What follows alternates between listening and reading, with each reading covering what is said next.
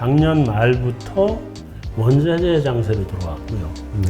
원자재 장세는 뭐냐면 경기 민감주 장세로 연결되는 거거든요. 제가 보기에는 은행주를 들고 있는 게 당분간 금리 상승 구간에는 좋다. 미국의 기술주나 아니면 소비주나 이런 서학개미로 가보시는 것도 나쁘지 않겠다. 자, 그러면 AS는 다 끝났고요. 네. 아, 끝난 거 맞죠? AS는 끝났는데 AS의 정점은 so what? 그래서 어떻게 하라고? 또 새고. 그렇죠. 네. 이제 다 반영된 거 다 끝났으니까 지금 네. 이제 그 우리 고모님이 이렇게 보고 계시는 어떤 섹터나 종목들이 있으면 그러니까 이거는 투자하시라고 하는 게 아니라 네. 왜 이런 시점에 이러한 투자의 이런 생각을 아이디어를 하냐. 가져가시는지 여기에 힌트를 얻으셔야지 종목에 관심 너무 가지시면 안 되고. 네, 그렇죠. 예. 일단 저는 우리 하반기 주식시장을 별로 좋게 안 봅니다. 그래요? 네. 하반기 별로 좋을 것 같지 않아요. 그러니까 예를 들면 이런 거예요.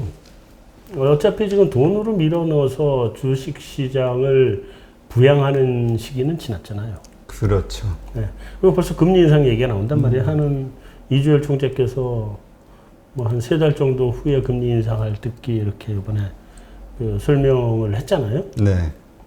그러면 우리가 미국보다 먼저 할 수 있어요. 그리고 이번에 실기를 안 하려고 그럴 거예요. 왜냐면 지난번에 몇 번 인하하지 말아야 될 때 인하를 했고 인상해야 될 때 인상 시기를 놓친 게 있고 그래서요. 한국은행이 그것 때문에 사실은 많이 저격을 받았거든요. 네. 그래서 이번에 실기 안 하려고 그럴 겁니다. 그래서 이번에 좀 인상을 우리가 조금 빨리 갈 수 있겠다 하는 생각이 들거든요. 그러면 금리 인상하는 게 시중에서 돈을 빨아들이는 거잖아요. 그러면 말씀드린 것처럼 풍선이 이제 점점 줄어드는 구간으로 가잖아요. 네. 그러면 주식시장이 주가가 풍선이 커지는 게 주가인데 줄어들면 주가는 떨어져야 되는 거죠. 물론 돈이 떨어져도 실적장으로 가기 때문에 더 좋아지긴 하는데 기본적으로는 그거거든요. 근데 지금 우리 시장 전체에 그 포워드 루킹 파워가 올해가 14배쯤 와 있는 걸로 알고 있거든요. 근데 그러면 14배면 우리나라 주식시장이 14배면 부담스럽거든요. 우리가 평균 9배, 8배? 9배, 10배. 9배, 10배. 네. 그리고 좀 많이 가면 한 12배. 뭐 이런 정도인데 14배면 좀 부담스럽잖아요. 근데 요거 한 가지 알아두셔야 됩니다. 여러분들 이거 애널리스트 리포트 읽는 법입니다. 네. 네. 애널리스트 리포트가 경기 보통 때는 그래도 잘 맞춰요. 기업의 영업이익 전망 대충 잘 맞춥니다. 보통 때는. 네네. 근데 어떤 때가 아주 심하게 틀릴 때가 2번 있어요. 경기가 변곡점으로 오면 틀려요. 네. 그러니까 꺾여서 올라갈 때 이익 증가하는 거를 항상 낮게 내놔요. 그래서 이때는 서프라이즈가 잘 나오고 경기가 꺾여서 꺼질 때 그때는 실제보다 좀 높게 써요. 그래서 이건 어닝 쇼크가 좀 잘 나요. 그래서 올해가 경기가 꺾여서 올라가는 구간이 심하게 꺾였다 올라가는 구간이잖아요. 그렇죠. 그러니까 당분간은 굉장히 많은 기업들이 어닝 서프라이즈가 나올 가능성이 커요. 당분간은 어닝 서프라이즈 나올 가능성이 굉장히 크고 그래서 올해 연간으로 우리 기업들 이익이 뭐 200조다 이런 얘기 요즘 벌써 나오잖아요. 네, 뭐 엄청 크다고. 네, 근데 그거보다 더 커질 가능성이 커요. 특별한 문제가 없으면 더 크게 나오면 퍼가 14배가 뭐 낮아져서 뭐 13배, 12배 내려오겠죠. 근데 13배, 14배 과연 그게 들어가서 마음 놓고 살 수 있는 주식시장인가? 좀 손이 선뜻 안 나가잖아요, 이게. 근데 이런 반론도 있긴 해요. 네. 뭐냐면 우리가 9배, 10배는 정상적인 금리 뭐 4, 5% 뭐 예를 들어서 네. 어떤 이런 상황에서의 PER 기준이고 지금은 뭐 제로 금리에 가까우니까 네. 약간 인상이 된다 하더라도 네. 그 폭은 작을 거고요. 네. 그러니까 이런 금리 인하라는 측면을 낮은 좀 저금리라는 측면을 저금리를 무시한다. 대입을 했을 때는 지금의 퍼가 적정한 네. 거 아니냐. 외국은 또 그만큼 또 높이 올라서 뭐 20 몇 배까지 간 것도 있잖아요. 미국도. 네, 네. 예. 근데 그거는 그렇게 생각하시면 안 되는 게 금리가 높을 때는요 어떻게 보면 기업 이익도 커요. 실적 기준으로도 주가가 올라가야 되는 높아야 되는 구간이거든. 그러니까 금리가 올라가는 구간은요 기업이 실적이 따라오면서 금리 올라가는 걸 이겨내요. 네. 예, 금리가 빠른 속도만 아니면 관계 없어요. 그러니까 지금 저금리기 때문에 뭐 펄을 더 높게 쳐줘야 된다. 그거는 조금은 좀 아니고요. 저금리 상태가 계속 가고 있으면 퍼가 좀 높을 수밖에 없죠. 왜냐면 돈을 뿌려 넣었으니까. 근데 금리 인상 사이클로 들어갔다고 다 생각하는 거잖아요. 네. 그러면 이제 그때부터 부담스러워지는 퍼가 됩니다. 그래서 저는 올 하반기는 별로 그렇게 재미없는 주식시장일 거다. 그리고 올 하반기 주식시장은 제가 생각하기엔 주린이들이 대응하기 굉장히 어려울 거다. 네. 네, 어려울 거고, 왜냐면 시장의 일정한 흐름을 찾기가 어려워요. 눈치 장세가 펼쳐진다. 그렇죠. 돈이 어디로 몰려가는 데서 이렇게 튀었다 이게 옛날에 우리 있잖아요. 망치 들고 두더기 올라오면 때리는 거. 네네. 그 장이에요, 이제부터. 근데 그거 우리 동전 100원짜리 넣고선 다 많이 때려봤지만 점수 제대로 내는 사람 몇 명이나 돼요. 그렇죠. 잘 못 내거든, 그거. 그래서 그런 면에서는 재미없는 시장이 될 것 같다. 그리고 그래서 첫째, 지수를 얼마가 갈 거냐를 예상하고 주식 투자를 하지 마셔라. 그거는 지수가 그렇게 좋을지 나쁠지 아무도 몰라요. 그렇죠. 네. 그리고 두 번째는 지수가 좋다고 내 주식 주가도 올라갈 거라고 생각하지도 마셔라. 맞아요. 주가 지수가 올라가면 내 것도 올라갈 것 같지만 네, 안 그렇습니다. 내 주식 박살날 수가 있어요. 이런 거예요. 지난 1월 달에 지수 최고점 찍을 때 3,260인가 얼마 그럴 때 삼성전자가 96,000원이었잖아요. 그렇죠. 지금 지수 똑같잖아요. 삼성전자 얼마예요? 8만 원이잖아요. 똑같은 거거든요. 대신에 다른 게 올라왔죠. 그렇죠. 그렇기 때문에 지수 단이 지금보다 더 올라가느냐 내려가느냐는 그게 중요하지 않고요. 그래서 지수는 보지도 마세요. 보지도 마시고 지금 제일 하지 말아야 될 거 지수 추종 ETF. 그건 재미가 없어요.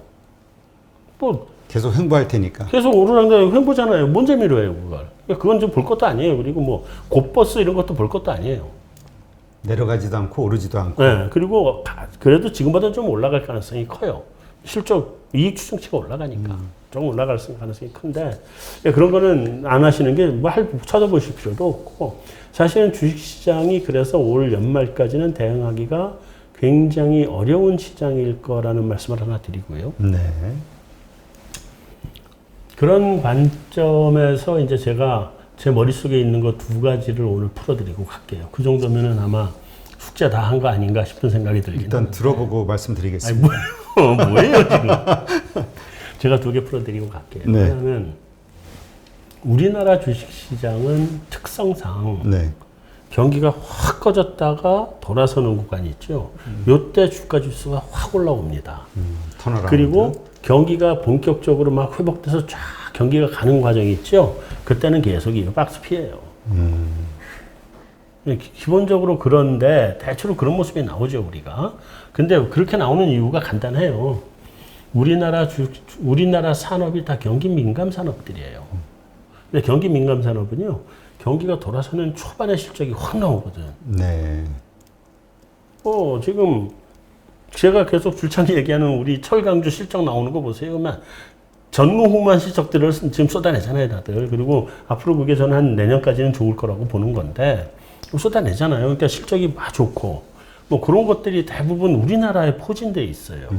그다음에 소재, 중간재 다 그거잖아요. 그래서 삼성전자 실적이 반도체를 중국이 갖고 가서 컴퓨터로 만들어야 되니까 이게 반도체가 먼저 나가는 거잖아요. 그렇죠. 그러니까 얘가 먼저 반응을 하거든. 그래서 초반에 우리가 굉장히 좋고요. 뒤로 갈수록 우리가 재미없는 게 뭐냐면 우리는 소비재가 약해요. 네. 소비재 산업이 약해요. 왜냐면 소비재는 내수잖아요. 근데 우리는 수출 산업이 훨씬 더 크게 발달한 데거든. 이게 균형이 안 돼 있고 소비는 정상으로 우리 국민들 먹고 살 만큼 소비를 하는 건데 내수는 수출은 이렇게 크니까 이쪽에 경기 민감 섹터이기 때문에 초반에 이게 갔다가 초반이 지나고 나서 경기가 이렇게 쫙 올라가는 제대로 이제 본격적으로 달리는 구간에 가면 우리는 박스로 가는 이유가 대체로 그래서 그렇거든요. 그래서 여러분들 이제부터는 경기 전체 사이클을 놓고 보면은요, 주식시장의 사이클을 놓고 보면 유동성 장세는 이제 끝났고 작년 말부터 원자재 장세로 들어왔고요. 네. 원자재 장세는 뭐냐면 경기 민감주 장세로 연결되는 거거든요. 그게 이제 경기 민감 장세입니다, 그때가. 지금은 경기 민감 장세하고 이제부터는 소비주가 바톤을 넘겨받는 때가 왔거든요. 그래서 경기 민감하고 소비가 중첩되는 상태에 와 있어요. 좀 지나면 경기 민감도 끝납니다. 네. 왜냐하면 경기 민감도 이렇게 생각을 하셔야 돼요. 사실은 그 부분을 고민하고 보셔야 되는데 이제 경기 민감 자산을 가지고 계신 분들은요, 이게 철강이든 구리든 뭐든 다 똑같습니다. 다 똑같은데 뭐를 보셔야 되냐면 올해 사상 최대 실적을 내고 내년에도 실적은 좋아요. 근데 올해보다 더 좋을까? 하는 걱정을 하게 되잖아요. 네, 그렇죠. 올해보다 대폭으로 좋아야 되거든요. 그래서 내년에가 올해보다 대폭으로 좋아지면 주가는 계속 더 가는데 만약에 내년이 올해보다 뭐 약간 좋다? 더 가야 될 이유가 없잖아요. 그렇죠. 그게 바로 피크아웃에 대한 논쟁이거든요. 정확하게는. 그러니까 지금 정말 외국인들이 매도하는 이유가 그래 2분기까지는 좋겠는데 3분기, 4분기는 더 좋을까? 이거잖아요. 그거죠. 저는 3분기, 4분기도 좋을 거라고 지금 보고 있는 거고. 왜냐하면 자동차가 이제부터 좋아지기 시작하고 뭐 조선 그렇고 뭐 이런 거니까. 그리고 그렇게 보기에는 일부가요 주가가 너무 싸. 일부는 한번 보세요. 그래서 계속 좋을 거라고 보는데, 근데 다만 이게 3분기, 4분기, 뭐 내년 이거 좋을 건지 안 좋을 건지 이번 2분기 실적을 보고 결정을 하겠다. 그래서 그때 가서 매도냐, 뭐 홀딩이냐를 결정하겠다 이건데, 이제 그런 생각을 하시고, 그러면 이제 소비주로 넘어가야 되잖아요. 그렇죠. 그러면 이제 민감주하고 소비주가 지금 이거 같이 가는 요 중첩되어 있는 시즌에 와 있다. 이렇게 보시고요. 슬슬 앞으로 주식은 소비주 쪽을 보셔야 된다. 소비주. 네. 소비 쪽을 보셔야 되는데 소비주 중에 소비주가 굉장히 많잖아요. 그렇죠. 근데 유통 무지하게 올랐죠. 많이 올랐죠. 네, 유통도 올랐고 백화점 엄청 올랐잖아요. 많이 올랐고요. 네.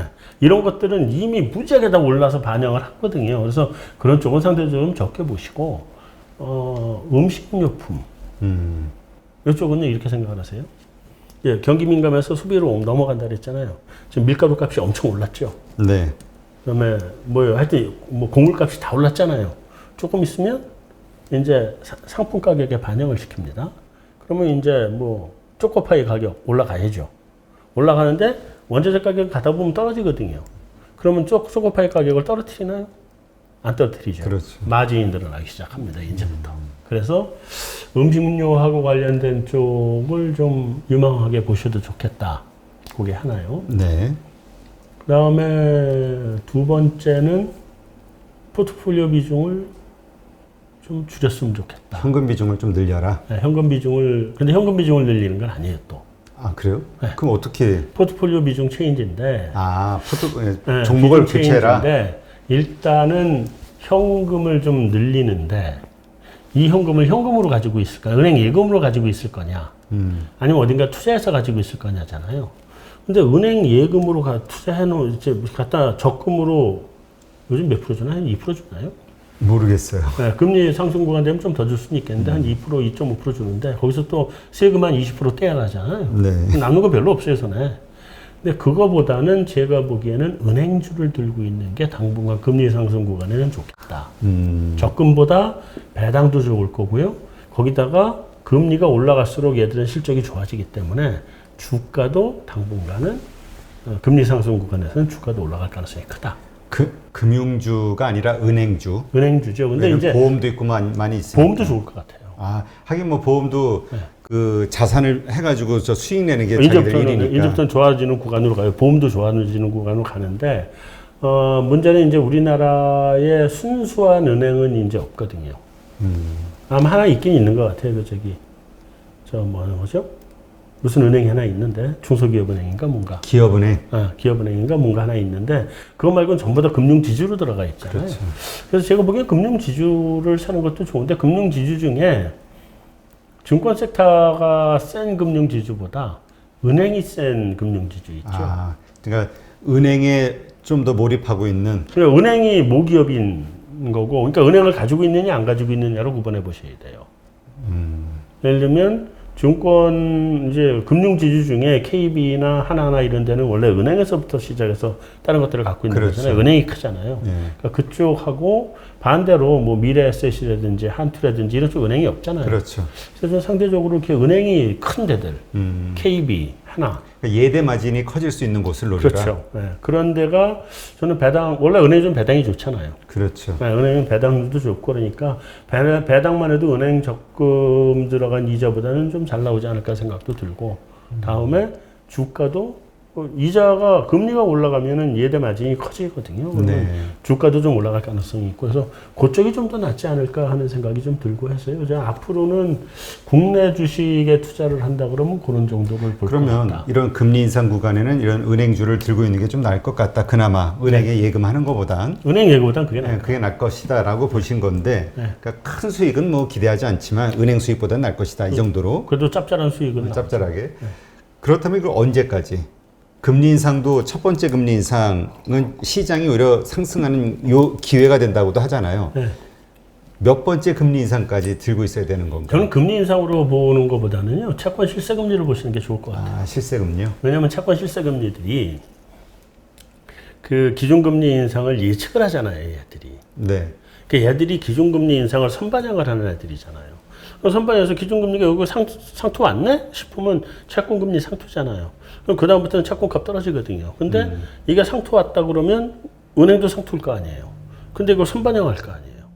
그러니까 채권 실세 금리가 그래서 상승하는 구간에서는 은행주를 갖고 계시다가 채권 실세 금리가 이제 상승이 좀 멈추고 돌아서는 거 아니냐라는 분위기가 오면 그러면 뭐 정리를 하고 현금화하는 것도 보통 우리가 채권의 금리가 네. 한 3%선 정도 되면 주식시장은 좀 어려워질 것이다라고 보통 이야기들 하시잖아요.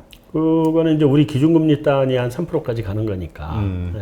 그러니까 우리가 한 3% 정도에서 수익률이 내려간다라고 하면 네. 올라가다가 네. 하락으로 반전되는 그 시점이 은행주도 정리해야 되는 시점. 뭐 이제 그런 건데 사실은 이제 한국은행 기준금리가 이번에 어디까지 올라갈지는 저도 잘 모르겠어요. 네. 이번엔 사실 저도 굉장히 궁금해요. 이 얘기 좀 긴 얘기인데 말씀을 드리면 옛날에 이주일 총재께서 계실 때 최경환 전 장관. 기획재정부 부총리인가 장관인가 계실 때 새별관 회의한 후에 기준금리를 2번을 낮춘 적이 있어요. 근데 그때 시장에서는 저 기준금리를 낮추면 안 된다고 다 생각을 했거든. 근데 그때 경기 살린다고 좀 사실은 정부 쪽에서 좀 밀어붙인 거고 그거를 받아들인 거로 저는 그렇게 이해는 하는데 기준금리를 2번 연속으로 해서 낮춘 적이 있어요. 그게 이제 좀 기준금리는 좀 많이 낮아졌던 거고. 그 다음에 지난번에 미국이 금리 인상 구간 들어갔을 때 우리가 대응을 좀 늦게 했어요. 네. 그 금리를 제대로 못 올렸잖아요. 우리 2.25 갔었나요? 1점 몇인가? 잘 기억이 2인가 안 나요. 여기까지밖에 못 갔어요. 그러다가 이번에 이제 코로나 팬데믹이 오면서 그냥 두들겨 맞아가지고 0.5를 간 거잖아요. 근데 우리나라의 경제 체력으로 0% 따는 좀 사실은 과한 거 아니냐는 생각이 들거든요. 그렇죠. 네. 그러면 요 다음번에 금리가 올라가는 구간에서 이걸 어디까지 복원을 시킬 거냐가 이제 여러 가지 이슈인데 우리 경제 체력에 맞느냐 안 맞느냐의 문제도 하나 있고요. 두 번째는 요 다음번에 금리를 인하해야 되는 상황이 올 때에 금리 인하를 할 수 있는 이 여력을 가지고 있어야 한국은행이 총알을 손에 쥐고 있는 거거든요. 그렇죠. 경기 조절 능력을 하려면 여력을 많이 가지고 있어야 될 거 아니에요. 그걸 복원시키려고 그럴 거예요. 그래서 이번에는 그 기준금리 단위 어디까지 갈 건지에 대해서는 우리 한국은행에 대해서 저는 솔직히 잘 모르겠고 그건 좀 보셔야 될 것 같아요. 근데 일반적으로는 미국보다 먼저 인상하기는 그렇고 미국을 좀 빠른 속도로 가장 쫓아가지 않겠는가가 예상이잖아요. 이번엔 먼저 할 거래요. 그래요? 네. 지금 먼저 할 것처럼 시사를 했잖아요. 미국은 기준금리 인상 내년에도 할지 안 할지 모르거든요. 근데 한국에서 만약 기준금리 그렇게 먼저 하거나 이렇게 되면 시장에는 주식시장이나 이런 데는 좀 충격이 가진 않을까요? 주식시장이 전 그렇게 기준금리 인상 때문에 충격을 갈 것 같지는 않아요. 왜냐면 실세금리가 이미 올라와 있거든요. 그러니까 그런 충격은 아닐 것 같고 다만 이제 미국의 테이퍼 텐트럼 같은 금리 인상 텐트럼 같은 것도 좀 있을 수는 있겠죠. 뭐 그런 정도로 생각하시고요. 그리고 오히려 어쩌면 기준금리 인상을 하면 경기가 좋아지나 보네. 실적장으로 확실하게 가도 되겠네 하고 시장에서 시그널로 받아들일 수도 있어요. 네. 그래서 그런 부분은 뭐 좀 그렇고요. 그다음에 두 번째는 이건 좀 미안한 얘기고 여러분들한테 이런 얘기하면 정말 죄송하긴 한데요. 한국은행 기준금리 결정이 그렇게 크게 임팩트가 없거든요. 시장이 별로 영향을 미국 기준금리가 중요하지. 다 연준 쳐다보지. 연준이 중요하지. 물론 이제 우리 한국은행이 중요하긴 한데 그런 점에서는 상대적으로 영향력이 100% 발휘되지는 않는다 이런 점도 있고요. 알겠습니다. 그래서 하여튼 그렇게 보시면 될 것 같아요. 이 금리 인상이 시작되는 이 기간 중에는 은행주를 네. 지주회사, 그러니까 예대 마진이 커질 수 있는 중심의 어떤 은행주. 이게 적금에 돈을 넣어놓을 것 같으면 은행주에 넣어놓는 것도 대안이다. 네. 한번 검토를 해보시면 좋겠다 이런 말씀을 드리는 거고요. 검토하고. 그다음에 사실은 더 정확하게는 이제 우리나라 주식시장은 재밌는 시장은 끝났어요. 내년 정도까지는 마무리가 되지 않을까 싶은데. 내년까지는. 네. 마무리가 되지 않을까 싶은데 그러면 이제부터는 물론 그때 가서 상황은 다 달라집니다. 이게 이제 이번 위기를 마무리하고 예를 들면 미국의 주식시장이 진짜 10년 호황을 다시 간다. 이렇게 되면은요, 한번 생각해 보세요. 그 10년 호황 갈 동안 우리 주식시장은 박스였잖아요. 네. 네. 근데 미국은 달렸잖아요. 그렇죠. 그러니까 이번에 테이퍼 텐트럼이라든가 이런 거 정리가 되고 그다음에 미국의 금리 인상 스케줄로 들어간다는 것도 어느 정도 확인할 때쯤 되고 그러면서 미국이 기술주하고 이런 것들이 충분히 조정을 받고 나면 그때부터는 미국이 예를 들어서 얼마나 길게 갈지 모르겠는데 좀 길게 간다고 전제를 해보고 그럼 그때 가서 다시 고민을 하셔야 되는데 좀 길게 간다고 전제를 해보고 미국의 기술주나 아니면 소비주나 이런 서학개미로 가보시는 것도 나쁘지 않겠다. 한국 시장보다는 네, 그쪽이 훨씬 더 매력도가 있을 것 같다는 생각이 들어요. 근데 기술주는 저는 그때 가서 추천하는 기술주는 하늘 날아다니는 애들 말고 그다음에 테슬라는 어떤지 모르겠어요. 근데 뭐 예를 들면 아마존 이런 애, 페이스북 이런 애들이 주가가 이제 뭐 많이 올랐죠. 예, 많이 올랐는데 이게 조정을 받을 거예요. 조정을 받겠죠.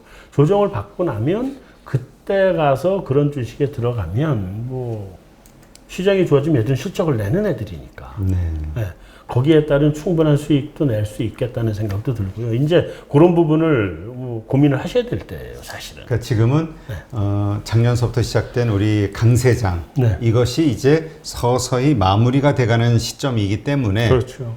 시장의 어떤 상승 여력이나 우리가 기대할 수 있는 수익률은 점점 낮아질 것이고 네. 서서히 그러다가 하락으로 반전될 것이기 때문에 하락은 아니고 그때는 흥보로? 이제 우리는 이 박스피로 가게 가능성이 박스피로. 크죠. 네, 왜냐하면 그래도 3천선을 지킨다 그러면 다행인데 3천 일단은 지금보다 저는 아까 이제 지수단 한번 물어보셨잖아요. 네.